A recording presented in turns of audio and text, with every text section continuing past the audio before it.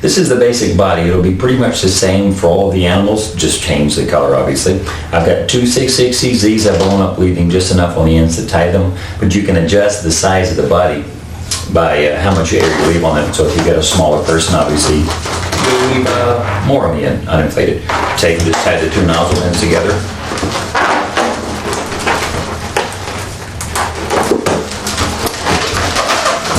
And then figure out how big you wanted it. Let's say you're going for someone of my size. Just cross them over in front. Figure out how big you need it to be.